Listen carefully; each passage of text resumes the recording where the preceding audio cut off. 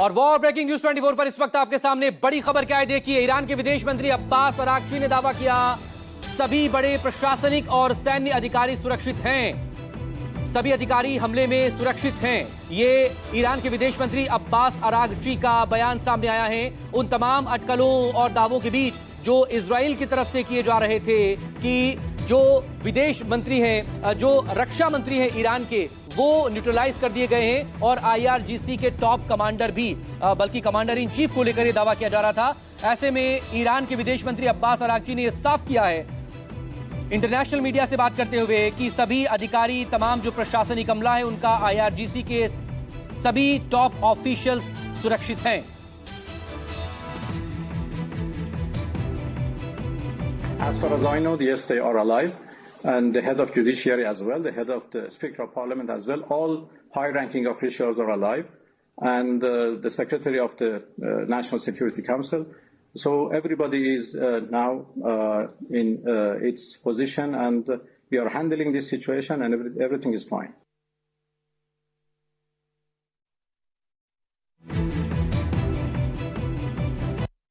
वो एक फिगर है ईरान का जो लगातार हर तरह के निगोशिएशन टॉक में शामिल होते हैं। बहरहाल एक और बड़ी खबर आपके सामने, कुछ ही देर बाद साझा बयान जारी करेंगे। ईरान हमले की जानकारी इसमें शेयर की जाएगी। रॉयटर्स के हवाले से इस वक्त की बड़ी खबर आपके सामने न्यूज 24 पर। क्या है बड़ी खबर? बड़ी खबर, ईरान हमले पर अमेरिकी राष्ट्रपति डोनाल्ड ट्रंप का संबोधन होने जा रहा है। एक साझा बयान जारी करेंगे आज। इजराइल के साथ मिलकर अमेरिका ने ईरान पर जो टारगेटेड अटैक्स किए हैं, ईरान के करीब 10 जगहों पर टारगेटेड अटैक्स किए गए हैं इजराइल की तरफ से। अमेरिका इसमें पूरी तरह उसके साथ रहा है। ऐसे में अमेरिकी राष्ट्रपति डोनाल्ड ट्रंप अब से कुछ ही देर बाद एक साझा बयान जारी करेंगे और इसमें ईरान पर हुए इस अटैक को लेकर ब्रीफिंग दी जाएगी। उसमें तमाम डिटेल्स यहां पर दी जाएगी। देखना होगा अमेरिकी राष्ट्रपति डोनाल्ड ट्रंप इसको लेकर क्या करते हैं और क्या कहते हैं, क्योंकि पिछले लंबे वक्त से वो एक तरफ ईरान के साथ नेगोशिएशन को लेकर लगातार वो बात कर रहे थे कि अभी बातचीत हो रही है और 0% यूरेनियम एनरिचमेंट पर ईरान को राजी करना और इसके अलावा बाकी और जो शर्तें थी कि कुल मिलाकर ट्रंप की तरफ से यही कहा जा रहा था कि अमेरिका की जो तमाम शर्तें हैं वो ईरान मान ले और इसी से ये इस युद्ध को टाला जा सकता है। लेकिन आखिरकार तमाम नेगोशिएशंस के बीच, जिसमें पहला नेगोशिएशन हुआ था ओमान में और बाकी के 2 नेगोशिएशन चल रहे थे जेनेवा में, इस सब के बीच आज दोपहर के वक्त में अटैक यहां पर हुआ है और एग्रेसिवली अलग अलग जगहों पर टारगेट करते हुए इजराइल और अमेरिकी फाइटर जेट्स ने मिसाइल्स गिराई हैं। इसमें टॉम हॉक्स मिसाइल के इस्तेमाल की भी खबरें सामने आई हैं।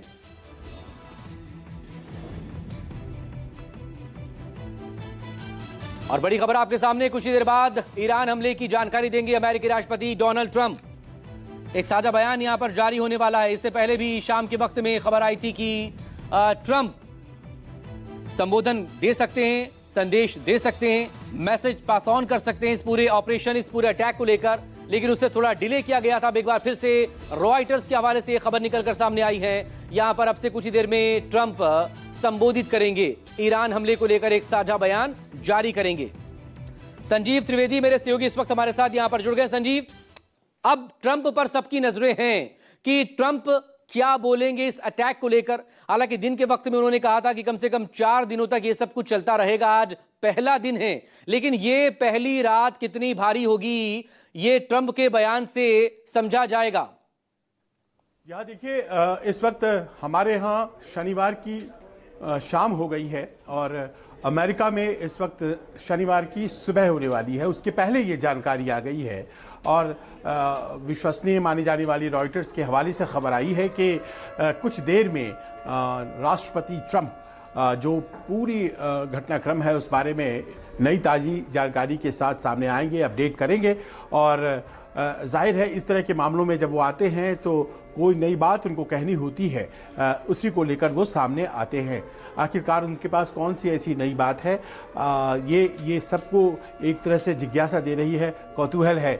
इस बीच एक खबर जो बहुत तेज़ी से फैल गई है और वो इजरायली मीडिया की वजह से हुआ है ऐसा, जिसमें कि बहुत पुष्ट जानकारी किसी के पास नहीं है कि खामनाई जो हैं उनको नुकसान हुआ है, उनको चोटें पहुंची हैं, उनकी मौजूदा स्थिति क्या है। इस बारे में कोई जानकारी उपलब्ध नहीं हो रही है। लेकिन ये जानकारी साझा करने वाले हैं ट्रंप, अभी किसी को कुछ पता नहीं है। लेकिन इस बीच हम आपको बताते चले, दो ऐसी बातें हैं जो कि सामने आई हैं। पहली बात तो ये है कि ईरान के विदेश मंत्री अब्बास अरागची से ये पूछा गया कि ये बताइए कि खामनेई जिंदा है ना, तो उन्होंने कहा कि न केवल खामनेई बल्कि वो तमाम बड़े अधिकारी जो ईरान के हैं, मिलिट्री अधिकारी और दूसरे बड़े अधिकारी, वो तमाम लोग सुरक्षित हैं, सुप्रीम लीडर खामनेई भी सुरक्षित हैं। और ये बात जब मैं आपसे कर रहा हूँ, इस वक्त थोड़ी देर पहले ही अल अमन के एक टीवी चैनल है ईरान का, उसने ये घोषणा की है कि कुछ देर में खामनेई भी अब देश को संबोधित करेंगे। तो जब वो सामने आ जाते हैं तो स्पष्ट हो जाएगा कि वो पूरी तरह से सुरक्षित है जैसा कि दावा किया जा रहा है। लेकिन ये अटकलें बहुत तेजी से चल रही हैं कि उन्हें भी नुकसान पहुंचा है, और जिस कंपाउंड में उन्हें रखा गया था उस कंपाउंड को लोकेट कर वहां पर एक भीषण हमला करने में इजरायली मिसाइल्स सफल हुई हैं। लेकिन उसमें किसका नुकसान हुआ है और क्या जो रक्षा मंत्री की मौत हुई है वो उसी कंपाउंड में उस वक्त मौजूद थे। इन तमाम कयासों के बीच में ये जो दो संबोधन हैं ये बड़े महत्वपूर्ण हैं मकसूद, जो कि आने वाले कुछ घंटों में होंगे। एक तो वो जो कि ट्रंप साहब का होगा और दूसरा सुप्रीम लीडर अल खामनेई का। जी, लेकिन इस सबके बीच लगातार जो अब्बास अरागची के बयान को हम देख रहे हैं, क्या ट्रंप आकर आज कुछ बड़ा दावा कर सकते हैं? क्योंकि अमूमन वो इस तरह के दावे करने और सबको चौंकाने को लेकर एक अलग अपनी पहचान रखते हैं। पहला। दूसरा ये कि अब्बास अरागची की तरफ से जब उनसे सवाल किया गया था डी एस्केलेशन का, उन्होंने कहा कि हमले रुकेंगे उसके बाद ही डी एस्केलेशन पर जाएंगे। लेकिन फिलहाल ये होता हुआ नजर आ नहीं रहा है क्योंकि अटैक्स इसी तरह से देखे जा रहे हैं। संजीव।